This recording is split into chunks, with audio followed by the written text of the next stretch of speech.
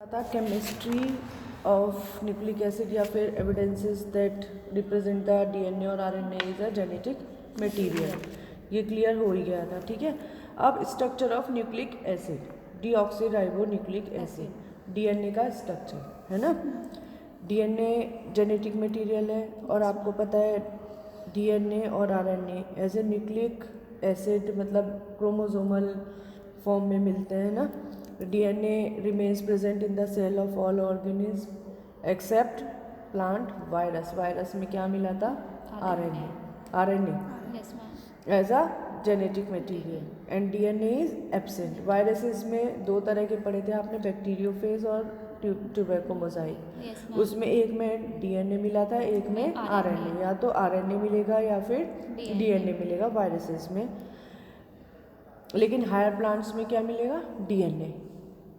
DNA is mainly concentrated in the nucleus of the cell and constituents nuclear chromatin together with protein.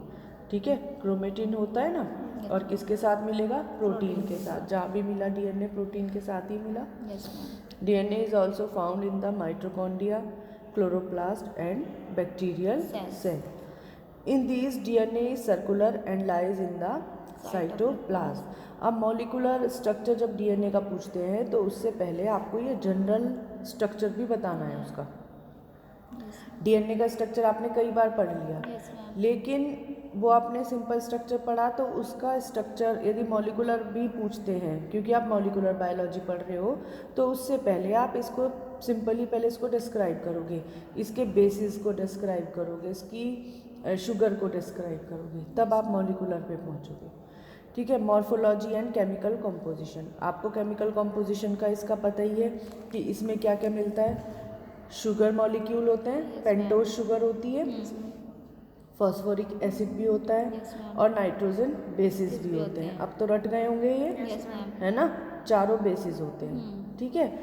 फिर इन चारों का आप structural formula भी बना सकते हो। दिया था ना डायग्राम आपको मैंने लास्ट टाइम, लास्ट वीडियो में फोटो भी दे रखी है। इन सब के आप डायग्राम भी बनाओगे यदि आपको अच्छे नंबर लेने हैं। सिर्फ नाम लिखने से काम नहीं होगा। ठीक है। फिर ये पायरिमिडीन्स, कुछ तो प्यूरिन है। एडेनिन और guanine are two ringed nitrogen compound and placed in category of purines. पता है ना? वाइवा में भी पूछ लेते हैं व्हाट आर द प्यूरिन्स, है ना, व्हाट आर द पायरिमिडीन्स। तो आप बता सकते हो। इसे इतना टिपिकल बनाने की ज़रूरत नहीं है। इसमें साइटोसिन और थायमीन दोनों आपस में नाइट्रोजन के साथ जुड़े रहते हैं, तो इसको हम क्या बोलते हैं? Pyrimidines. Molar ratio of nitrogen bases is DNA may be as the purine pyrimidine components occur in equal amounts in DNA molecules. Bonding आपको पता है ना, इक्वल में मिलता है। जितना ये एडेनिन ग्वानिन के साथ है इतना ही साइटोसिन थायमीन के साथ है। ये दोनों इक्विवेलेंट अमाउंट में हमें मिलते हैं। Composition of nucleosides and nucleotides of DNA. Nucleoside भी आपको पता चल गया, रटवा दिया गया है, और न्यूक्लियोटाइड भी आपको पता चल गया। इसमें भी कोई डाउट नहीं होगा, है ना। न्यूक्लियोसाइड्स जब होते हैं जब डीऑक्सो एडिनोसिन, जब सिर्फ क्या जुड़ता है? बोलो, शुगर। और न्यूक्लियोटाइड जब फॉस्फोरिक एसिड जुड़ जाएगा, तो इसका कॉम्पोजिशन बराबर होगा। ये भी आप बता सकते हो, है ना। फिर आते हैं हम, मैंने हमेशा बताया कि कोई भी चीज़ जब एग्जामिनर पूछता है तो उससे पहले उसका इंट्रोडक्टिव पार्ट बताना ज़रूरी रहता है। तो अब हमारा मेन टारगेट क्या है? Molecular structure of DNA. The molecular structure, अब ये चारों पांचों उनके दे रखे हैं। डीएनए का कोई भी क्वेश्चन आ जाए तो आप इसके बेसिस का और इसका प्यूरिडीन और पायरिमिडीन का, इसका सबका स्ट्रक्चर ड्रॉ करोगे। पेंटोज शुगर का भी ड्रॉ करोगे, है ना। नाइट्रोजन बेसिस का आपने कर दिया। फिर डीऑक्सीराइबोज शुगर का भी कर दिया। Molecular structure of DNA was initially given by Astbury. तो ये पूछा जाता है कि मॉलिकुलर स्ट्रक्चर किसने दिया था? through X-rays diffraction. Afterwards, Franklin and Gosling studied the molecular structure of DNA. Finally, in 1953, J.D. Watson का बहुत नाम है, और F.H.C. Crick, इनका मॉलिकुलर बायोलॉजी में बहुत बड़ा नाम है ना. Proposed a molecular model of DNA based on the X-ray diffraction pictures. ठीक है. For this work they got Nobel Prize. Nobel Prize winner है ना ये वॉटसन, जानते भी होंगे. According to them, the DNA consists of two parallel molecule chain. Parallel चलती है, कहीं भी मिलती नहीं है ये, है ना. Running in opposite directions in the form of double helix. और कितना होता है 2 mm in diameter and making a complete turn every 3.4 mn. यहाँ भी mn है ये. 10 angstrom units equal to nm. ठीक है. Each chain or strand is composed of a backbone of pentose sugar deoxyribose.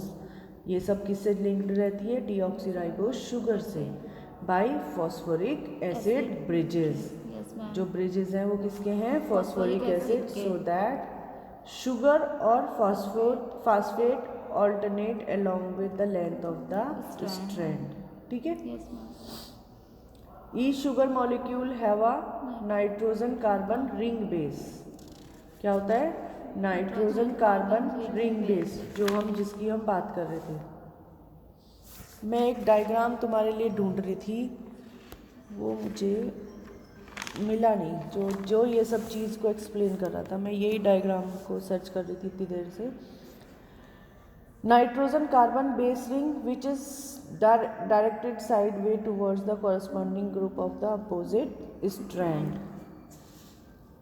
And is link to this base by hydrogen bond. सब ये किसके through जुड़े रहते हैं? हाइड्रोजन बेस, हाइड्रोजन बॉन्ड के through जुड़े रहते हैं.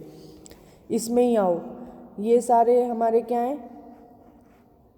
ये नाइट्रोजन बेसिस है. और ये किससे जुड़े हुए हैं? शुगर. पहले शुगर से जुड़े, फिर फॉस्फेट ग्रुप से, है ना.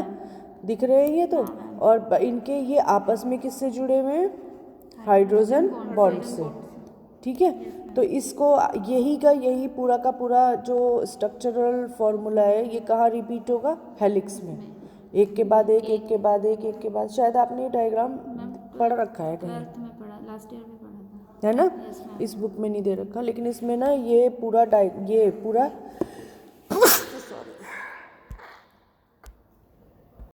रखा है molecular structure of Watson and Crick's model.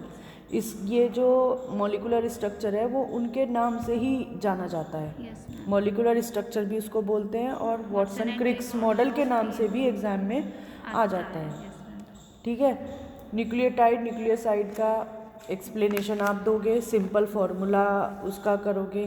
फिर पॉलीन्यूक्लियोटाइड चेन, वो अभी पीछे बताई कि किस तरह वो एक से एक जुड़ते हैं. यहाँ पे ये वाला डायग्राम दोगे तो बहुत अच्छा रहेगा. इस वाले डायग्राम की प्रैक्टिस कर लेना, और ये डायग्राम बनाना है. राइट. फिर उन्होंने बताया प्यूरिन बेस के बारे में, प्यूरिन अभी बताया आपको, और पायरिमिडीन बेस के बारे में. फिर adenine thymine pair with guanine, ये सब आपको पता चली गया.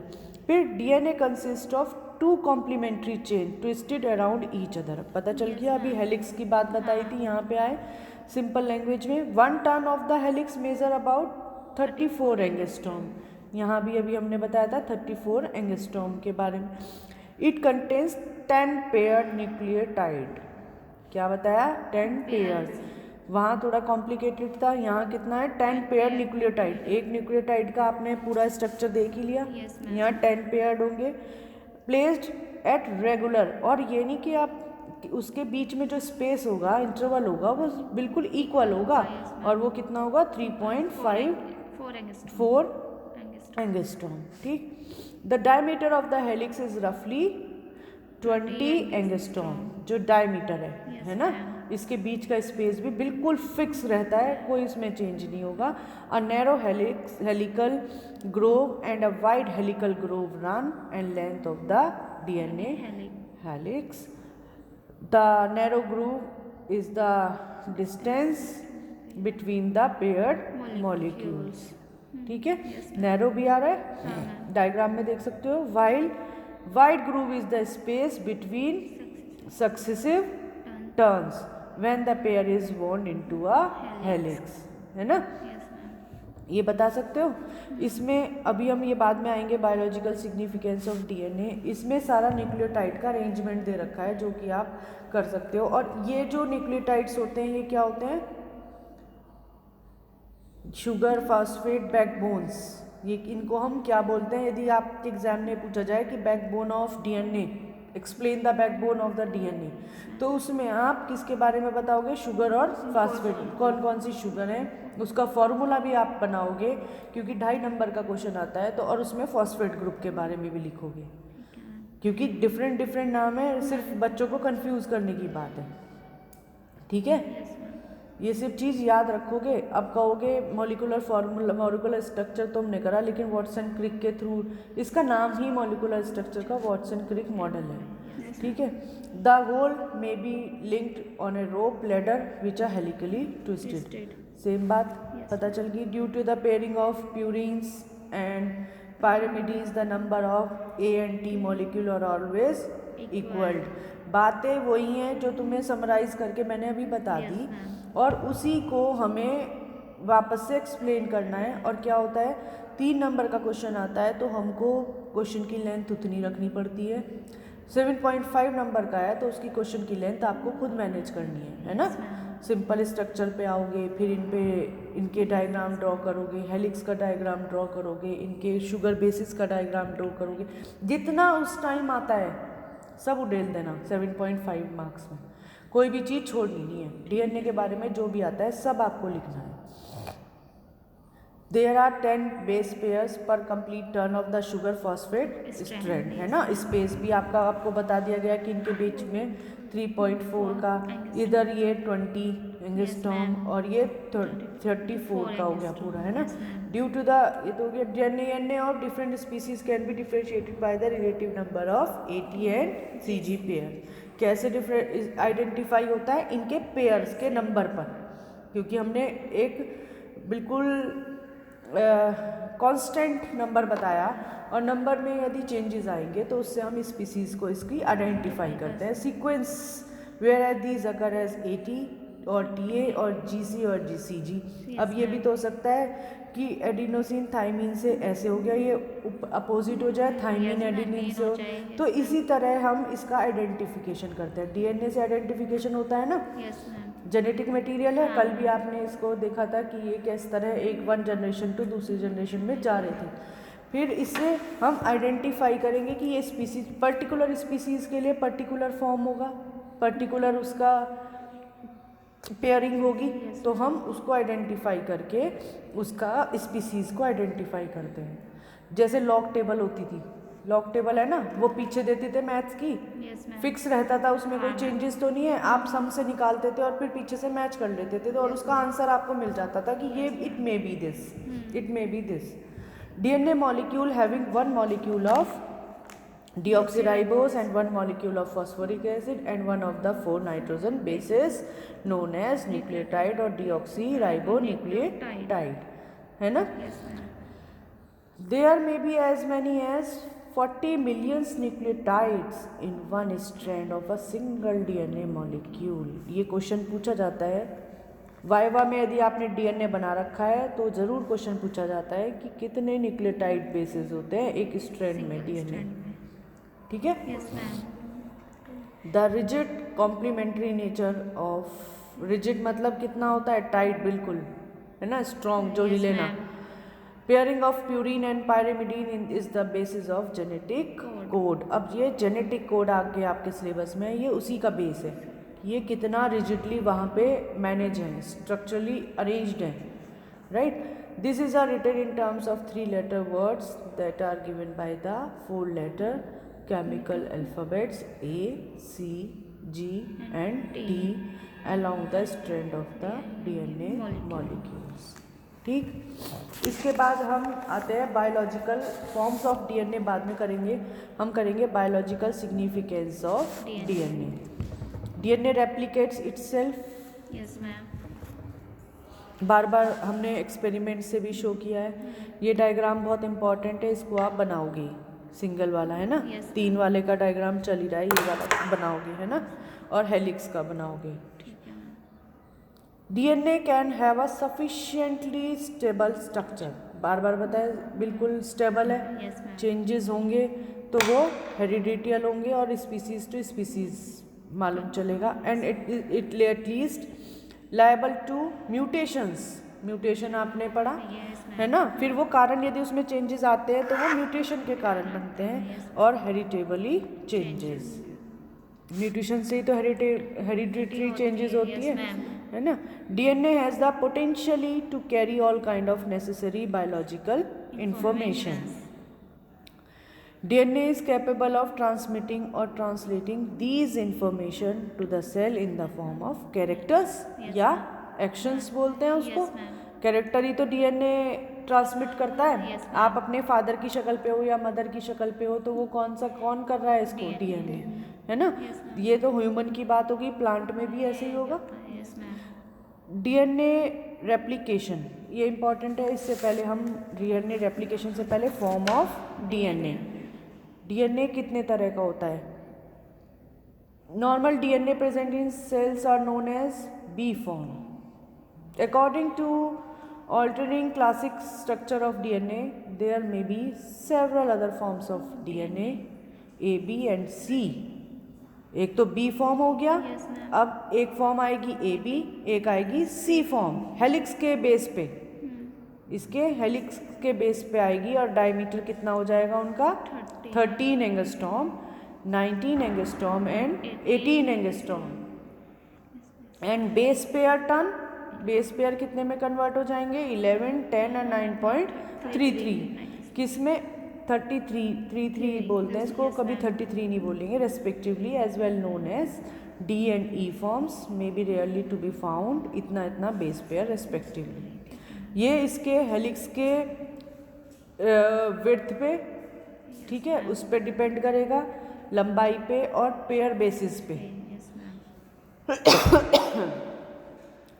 इसमें left handed DNA Z RNA, वो सॉरी जेड डीएनए बोलते हैं इसको, सी रिपीटेटिव डीएनए और सैटेलाइट डीएनए, उनके नाम हैं ये, ठीक है। तो आज के लिए इतना ही। समझ में आया अभी तक का? यस।